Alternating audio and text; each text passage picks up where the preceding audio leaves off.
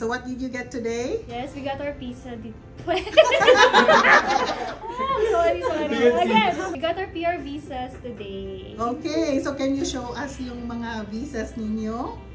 That's what the PR visas look yes, like.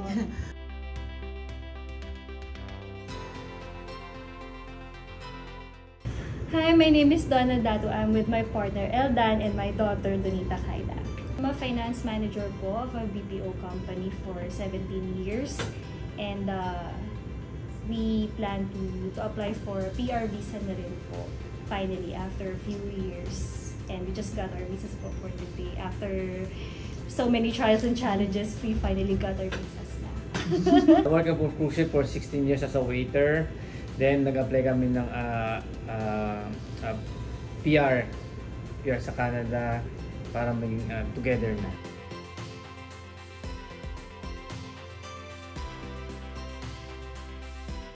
Maraming challenges sobra, communication-wise. Tapos yung tawag dito, maraming misunderstanding.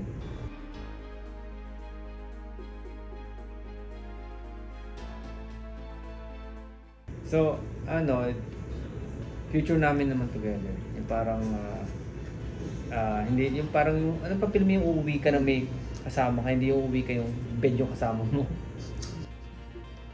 Bed lang ba talaga? Hello, I'm Kyla and I'm Donna's daughter, and this is my boyfriend Ryan.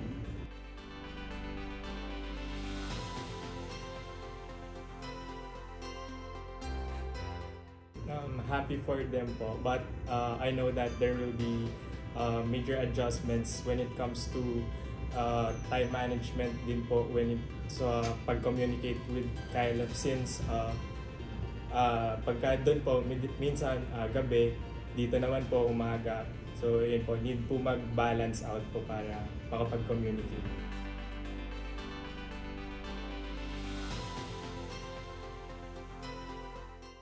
Siguro po, wala po talagang fully assurance kasi papunta pa lang ho doon. But mas looking forward po kami na even though pumalayo po yung distance po namin sa isa't isa, will make our lives better po muna individually and babawi po muna sa family, lalo na po naunan sa Canada.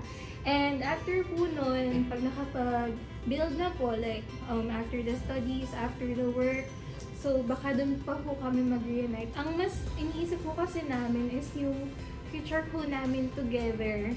Yes. And mahirap naman po mag-settle if wala po talagang financial freedom, hindi niyo pa po na-enjoy yung life niyo, wala pa kayo sa season talaga na hindi pa talaga kayo okay as an individual. So parang this LDR po, din po yung makakatag-challenge po sa amin na mas tinitignan po namin na ang dami pong nagsasabi na parang ang dami pong negatives kapag may LDR, hindi daw po mag-work.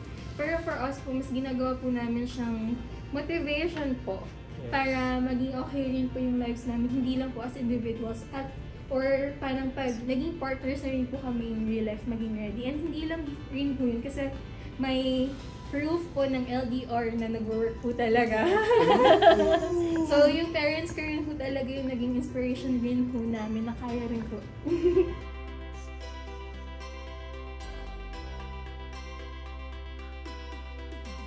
Sa akin po kasi personally, with or without partner po, ang really po nagmamatter is yung sariling life ko po na gagawin. So, hindi rin po talaga siya fully magdedepend sa pag may partner ka or wala. It's just a bonus if you have a supportive partner na with the same goal. Sobrang bonus lang po talaga nun. Pero kung yung ma-advise ko po sa mga kasing age ko, parang it's not too late pa rin po to start a new chapter in your life and make the most out of it.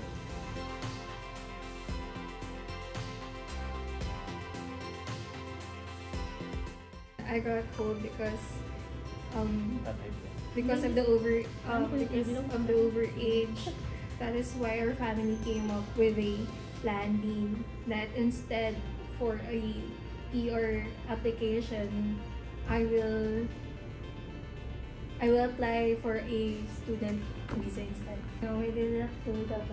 Because the ACES assured us that they will work on it and we just have to patiently wait for it. Kapag ano po kasi sa akin, yung years po ng family ko, si mama, si Tito Mike, ang tagal po nila wala dito sa Philippines. So parang opportunity rin for me na mas bumawi po kay mama kasi lawless girl po ako eh.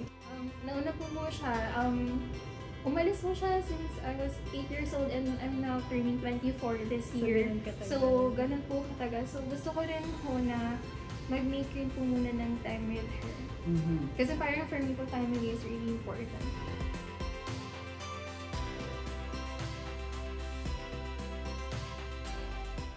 Aside from the dream talaga to live there, nandun yung family. So, our main goal is to be with them. And at the same time, iba pa rin ang health benefits ng Canada. Iba rin ang mga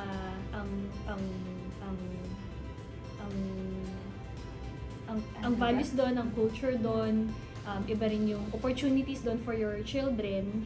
So, ang dami. So, sa amin, sa age namin, kahit okay naman ang work dito sa Philippines, iba pa rin pagka you're with your family and at the same time, you are secured health-wise, health benefits, and yung mga anak mo, okay ang education, okay ang environment, okay ang kalalakihan. So, mas kahit maraming challenges and all, grabing patience yung tinest sa amin. At the end of the day, eto na, makukuha na namin yung dream namin to migrate there.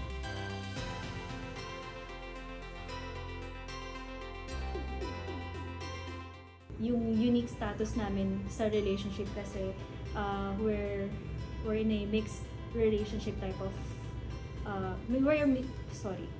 mixed families, and we have previous relationships and feeling namin magkakaproblema sa ganung aspect sa application, and yet ACES was able to help us with their expertise to comply and to have that dream na maging reality. So marami nagtatanong sa akin how did we do it, na I'm the principal applicant and at the same time I was able to get him as one of my dependents katulad ng children ko, and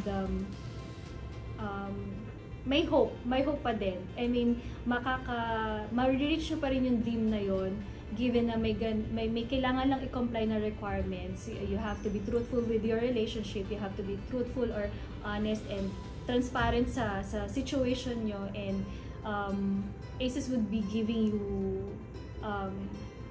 ways, tips, and options para maging doable, maging reachable yung dream, just like us na he was able to be my common law partner, and he's now gonna be with us sa Canada. So this so yung mga feeling nilang complicated na hindi magiging feeling nila possible yon, I assure you it's possible. With ACES. Hinabol. May bulong dito. Bulong eh. Gumagano pa, hindi ko masyado marinig. With ACES.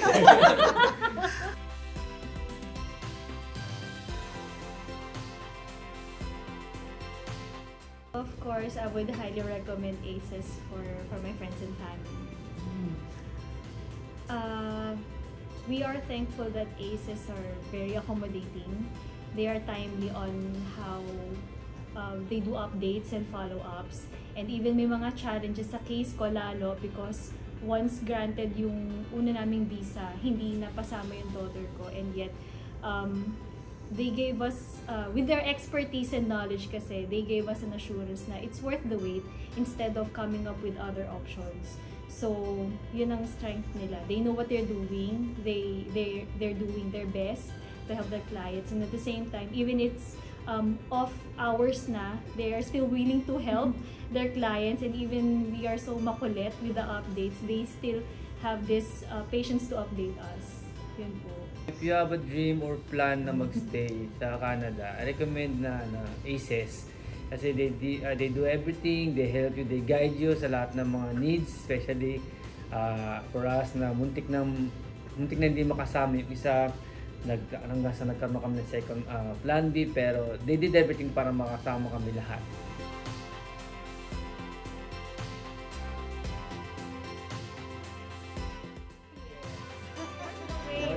Grabe. Thank you, Lord, naku, for the answered prayer.